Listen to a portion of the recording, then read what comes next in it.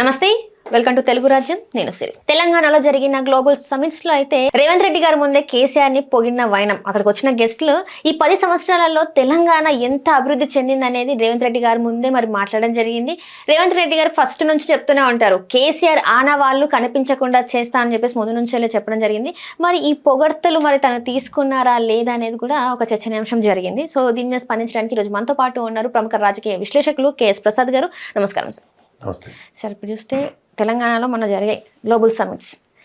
దాంట్లో వచ్చిన గెస్ట్లు ఏంటంటే రేవంత్ రెడ్డి గారి ముందే కేసీఆర్ గారిని పొగిడిన వైనం. ఆయనని ఎలా మెచ్చుకున్నారు, ఏంటి 10 సంవత్సరాలలో ఎంతవరకు అభివృద్ధి చెందింది ఏంటి అనేది అయితే మెచ్చుకున్నారు. సో దీని మీద మీ అభిప్రాయం ఏంటి సార్? ఇప్పుడు గ్లోబల్ సమిట్ అన్న దగ్గర ఎగ్జిస్టింగ్ ప్రైడ్ ఆఫ్ తెలంగాణని ఎన్హాన్స్ చేయడానికి ఉపయోగపడాలి. నేను చరిత్రలో రాజశేఖర రెడ్డి గారిని లేదా చంద్రబాబు నాయుడు గారిని లేదంటే కేసీఆర్ గారిని తలదన్నే పాలన చేస్తున్నాను అన్నది ఈ 2 years ట్రాక్ రికార్డ్ ప్రూవ్ అవ్వాలి. అంతేకాని వాళ్ళ నామరూపాలు లేకుండా చేద్దాం, నేనే సర్వం అన్నది ఈ ప్రజాస్వామ్యంలో కుదరని జడ పదార్థం. జడ పదార్థాలని అనవసరంగా ముట్టుకోకూడదు. అక్కడ వచ్చిన వాళ్ళకి ఏంటంటే, మీరు ఇవాళ ముఖ్యమంత్రి అయ్యారు, ఒక industrialist is in the industry from the last 10-20 years లేదా లాస్ట్ 50 years బట్టి ఇండస్ట్రియలిస్ట్ ఎవరన్నా అక్కడికి వస్తే ఇప్పుడు గల్లా జయదేవ్ గారు ఉన్నారు. ఆయన రీసెంట్ పాస్ట్లో మినిస్టర్ అయ్యారు, ఎమ్మెల్యే అయ్యారు, ఎంపీ అయ్యారు. తర్వాత వాళ్ళ ఫ్యామిలీ ఈజ్ ఇన్ బ్యాటరీ బిజినెస్లో ఎప్పటి నుంచో ఉన్నారు. వాళ్ళు కాంగ్రెస్ గవర్నమెంట్లో ఉన్నారు, తెలుగుదేశం గవర్నమెంట్లో ఉన్నారు, వైఎస్ఆర్సీపీ గవర్నమెంట్లో ఉన్నారు, కేసీఆర్ గవర్నమెంట్లో కూడా మహబూబ్నగర్లో ప్లాంట్ పెట్టినాను. వాళ్ళటి వాళ్ళు ఆశ్చర్యపోతారు కదా. ఆశ్చర్యానికి ఏముంది, కేసీఆర్ గారితో నేను మహబూబ్నగర్లో ప్లాంట్ పెట్టడానికి it is a very good initiation. ఆ రోజు నాకు ఇచ్చిన వెసులుబాట్లు, నాకు ఆంధ్రప్రదేశ్ వాడిని అయినా సరే నాకు ఇక్కడ ఇండస్ట్రియల్ ఇన్సెంటివ్స్ చాలా బ్రహ్మాండంగా ఉన్నాయి అన్నవి ఆయన నోటంపుడు వస్తున్నాయి అనుకో. దాంట్లో అందరూ రేవంత్ రెడ్డి గారు చిన్నపుచ్చుకోవడానికి ఏం లేదు దాంట్లో. పైపెచ్చు ఇప్పుడు ఐటీ ఉత్పత్తుల్లో ఐటీలకి నేనే అని చెప్పిన చంద్రబాబు నాయుడు గారు చెప్తూ ఉంటారు కదా. మనం స్టాటిస్టిక్సే మాట్లాడతాయి మనకి ఎవరికైనా సరే. ఒక 10 years ఆయన ఇనిషియేషన్ తీసుకున్న సాఫ్ట్వేర్ రంగానికి చంద్రబాబు నాయుడు గారు ముఖ్యమంత్రిగా దిగిపోయే టైంకి జస్ట్ ఒక 5,000 చిల్లర కోట్లు మాత్రమే ఐటీ ఉత్పత్తులు ఉండేవి. నెక్స్ట్ రాజశేఖర రెడ్డి గారు 10 years చూసుకుంటే ఆయన 10 yearsలో దగ్గర 30-40 వేల కోట్ల రూపాయలు ఎన్హాన్స్ అయింది. తర్వాత కిరణ్ కుమార్ రెడ్డి గారు, రాజశేఖర గారు దిగిపోయిన తర్వాత కేసీఆర్ గారు 10 years ట్రాక్ రికార్డులు ఇవాళ దాన్ని ఒకసారి ఇలా నాక్ చేస్తే 2 లక్షల కోట్ల పైచీలకు ఉత్పత్తులు పెరిగి ఉన్నాయి, ఐటీ ఉత్పత్తులు. సో ఇందులో ఎవరి ప్రజెన్స్ అన్నది రియల్లీ మేక్ సెన్స్ అన్నది మాట్లాడాలి ఎవరన్నా.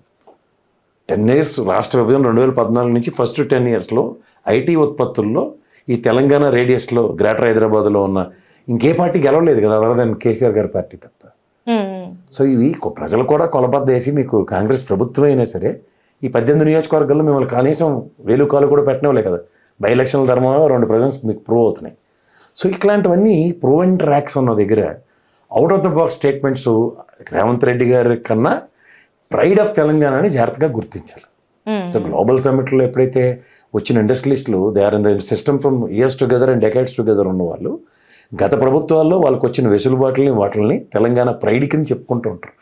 దాంట్లో ఎవరు చిన్నబుచ్చుకోవడానికి లేదు. కేసీఆర్ గారిని పొగడంలో ఖచ్చితంగా రాష్ట్ర పురోగతి సంతరించుకుంది కదా. అంటే ఫస్ట్ నుంచి చూసుకున్నట్టయితే రేవంత్ రెడ్డి గారు చెప్పేది ఏంటంటే కేసీఆర్ ముంచేశాడు తెలంగాణని, దోచేసుకున్నాడు తెలంగాణని, ఆయన ఏవైతే ఉన్నాయో ఆయన ఏదైతే కన్స్ట్రక్ట్ చేశాడో అవన్నీ నామరూపం లేకుండా చెయ్యాలని చెప్పిన రేవంత్ రెడ్డి గారి ముందు ఇలాంటి ప్రశంసలు చేస్తే మరి ఒక ఇంత తీసుకునే అవకాశం ఉందంటారా? మరి అదే చెప్తున్నానమ్మా. ఇప్పుడు మనం సందర్భం సముచితం అని కొన్ని ఉంటాయి. అక్కడ సభల్లో వచ్చిన వాళ్ళు మాట్లాడుతున్నప్పుడు నేను ముఖ్యమంత్రిని కాబట్టి నా గురించే మాట్లాడడానికి ఎజెండా ఉండదు. వాళ్ళందరూ ఫోకస్డ్గా తెలంగాణలో ఇన్వెస్ట్మెంట్స్ మాడ్యూల్ని అయితే ఎగ్జిస్టింగ్ యూనిట్స్కి నెంబర్ 2 units నెంబర్ 3 units పెట్టడానికి ప్లాట్ఫామ్స్ అవి. ఇప్పుడు అన్నపూర్ణ స్టూడియో ఉంది ఉదాహరణకి, నాగార్జున నాయుడుకి వెళ్ళి ఒక ఇండస్ట్రీ ఒక యూనిట్ పెట్టడానికి ప్లాన్ చేస్తాను ఒక స్టూడియో.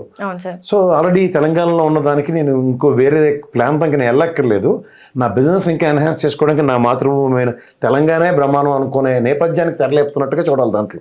అండ్ అట్లనే చూసుకున్నట్టయితే బాలీవుడ్ నుంచి కూడా సల్మాన్ ఖాన్ కావచ్చు, లేకపోతే అజయ్ దేవన్ కావచ్చు, వీళ్ళు కూడా ఇక్కడ స్టూడియోస్ పెట్టాలి, 4th సిటీలో స్టూడియోస్కి ల్యాండ్ కావాలని చెప్పేసి వాళ్ళు కూడా అప్రోచ్ చేయారని చెప్పేసి కూడా వార్తలు వస్తున్నాయి సార్. ఆల్రెడీ సల్మాన్ ఖాన్ గారికి ఒక ఇంత ప్లేస్ అని చెప్పేసి కూడా ఇచ్చారని చెప్పేసి కొన్ని వార్తలు వస్తున్నాయి. సో ఇవన్నీ ఆచరణలో ముందు జరిగే అవకాశం ఉన్నాయంటే బాలకృష్ణ గారు కూడా స్టూడియో పెట్టడానికి ఒప్పందం చేసుకున్నారు రేవంత్ రెడ్డి గారితో.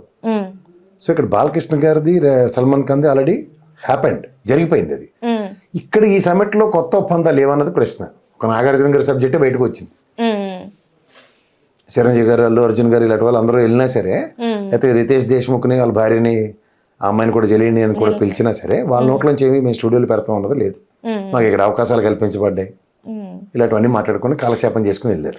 నిజంగా అసలు 4th సిటీ ఏదైతే ఇప్పుడు రేవంత్ రెడ్డి గారు తీసుకొచ్చిన ఈ 4th సిటీ నిజంగానే 2047 అనేది ఏదైతే విజనరీ ముందుకు తీసుకెళ్ళాలి అని చెప్పేసి మాట్లాడుతారు, అది అయ్యే ఛాన్సెస్ ఉందంటారా అసలు మరి? ఇప్పుడు మనం 2020 అనుకున్నాం, లేదంటే భారతదేశం పంచవర్ష ప్రణాళిక నేపథ్యంలో జవహర్లాల్ నెహ్రూ గారిలో అంచెల వారీగా అభివృద్ధి చెందుతూ ఉన్న దేశం కింద ఇవాళ సంతరించుకున్నాం. ఉమ్, సడన్గా అతిగతి లేని నీతి ఆయోగం తీసుకొచ్చి నెత్తికి పెట్టారు. ఏం ఉపయోగం? ఏమీ జరగట్లేదు. ఉమ్, సో ప్రణాళికాబద్ధం ఇప్పుడు చంద్రబాబు గారు విజన్ 20 అన్నారు. ఉమ్, 2020 అన్నప్పుడు ఏమైంది? 2020కి ఆయన విజన్ ఏమని చెప్పారో తెలియదు. ఆయన ఇప్పుడు నీకు ఇల్లు నీకు నచ్చినట్టుగా ప్లాన్ వేసుకుని కడతారు, కానీ దానికన్నా ఎగ్జిక్యూషన్ అనేది చాలా ఇంపార్టెంట్ కదా. అవును సార్. ఎగ్జిక్యూషన్ చేసిందంతా ఎవరు? రాజశేఖర రెడ్డి గారు, తర్వాత ఆయన మరణాంతరం వచ్చిన రోసయ్య గారు, కిరణ్ కుమార్ రెడ్డి గారు, తర్వాత కేసీఆర్ గారు. సో ఈ 20 years టెన్యూర్లో ఈయన ప్రజెన్స్ లేకపోయినా ఇట్ హెస్ హ్యాపెండ్. ఏది? ప్రణాళికాబద్ధంగా ఉన్నది కాబట్టి. ఎందుకంటే దీంతో పారల్గా ఐటీ రంగం, నేను ఇందాక 2 లక్షల కోట్ల ఉత్పత్తులు సంతరించుకోవడానికి వేదిక అయినప్పుడు అవి ఇన్ఫ్రాస్ట్రక్చర్ డెవలప్మెంట్గా ఉపయోగపడతాయి కదా ఉమ్, గ్రేటర్ హైదరాబాద్లో. సో అలాగే ఇంటర్నేషనల్ ఎయిర్పోర్ట్ రాగలిగింది, పివి నరసింహ గారు ఫ్లైఓవర్ వచ్చింది, ఉమ్, తర్వాత విపరీతమైన దాన్ని ఏమంటారంటే దేశం నలుమూల నుంచి వచ్చి ఇక్కడ సూర్యోద్భవ వాతావరణంలో జనజీవన స్రవంతి పెరగడానికి ఉపయోగపడింది. ఇలాంటివన్నీ జరుగుతున్నప్పుడు దీనికి 2047 అన్నది వీళ్ళ విజన్ డాక్యుమెంట్ ప్రకారం ఫ్యూచరిస్టిక్ వేలో సిటీస్ ఏర్పాటు అన్నప్పుడు ఉమ్, ఇప్పుడు ఈ విభజిత రాష్ట్రాలు 2 తీసుకుంటాం. పక్క అమరావతి కూడా అదే ఫ్యూచర్ ప్లాన్స్లో మాట్లాడుతున్నారు ఉమ్, ఉమ్, ఆంధ్రప్రదేశ్ ప్రభుత్వం. ఉమ్, తెలంగాణ ప్రభుత్వం కూడా కొత్త సిటీని డెవలప్ చేద్దాం అన్నప్పుడు నగర నిర్మాణం అన్నది నదీ పరివాహ ప్రాంతాల్లోనే సంతరించుకున్నాయి. ఉమ్, మనకు బేసిక్ నిలవడానికి ఏం కావాలి? అంతే సార్. నీళ్లు, నిధులు, నీ- నియామకాల మీద ఏర్పడిన తెలంగాణ రాష్ట్రంలో నీటి వనరులు ఎక్కడి నుంచి? ఉమ్, సో వీటిలన్నిటికీ మనం బేసిక్ ఇన్ఫ్రాస్ట్రక్చర్స్కి ప్రణాళికాబద్ధంగా, అంటే మనం కృష్ణానదీ జలాల్ని, గోదావరి నదీ జలాల్ని ఆంధ్రప్రదేశ్ రాష్ట్రంలో సమైక్యంగా ఉన్న కాడి నుంచి కేసీఆర్ గారు వచ్చిన తర్వాత వాటిని తరలించి ప్రతి ఇంటికి నల్లా ఇస్తేనే కానీ నేను ఓటీ అడగనని చెప్పిన కేసీఆర్ గారు వాటర్ ఇచ్చి చూపించాడు కదా. సో ఇట్లాంటివన్నీ మనకి కళ్ళ ముందు కనబడుతున్న ఉదాహరణలో అందిపుచ్చుకున్న రిలే బ్యారర్లు. అంటే నేను ప్రజాస్వామ్యంలో 5 సంవత్సరాలకు ప్రభుత్వం మారుతూ ఉంటుంది, మీకే వచ్చింది ఈసారి, నెక్స్ట్ టైం మీకు మళ్ళీ రావచ్చు, రాకపోవచ్చు, ఉమ్, కానీ 5 సంవత్సరాలు మీ పరుగు యాడ్ స్టిక్ కింద కొలబాలకు పడబడుతుంది. రైట్. ఇప్పుడు రేపు పొద్దున ఈ గ్లోబల్ సమ్మిట్కి వచ్చిన రేవంత్ రెడ్డి గారు తీసుకొచ్చిన ప్రతినిధుల్లో రేపు ఇంకొత్తను ఈ రేవంత్ రెడ్డి గారి ప్రభుత్వం నెక్స్ట్ టర్మ్ రావచ్చు, లేదా రాకపోవచ్చు. ఆ టెన్యూర్లో స్టార్ట్ చేసాడు అనుకో ఉమ్, ఈ ఇండస్ట్రియల్ ల్యాండ్ అలొకేషన్లో, అది కేసీఆర్ గారి గవర్నమెంట్ అవ్వచ్చు, లేదా బీజేపీ గవర్నమెంట్ అవ్వచ్చు, లేదా రేవంత్ రెడ్డి గారి గవర్నమెంట్ అవ్వచ్చు.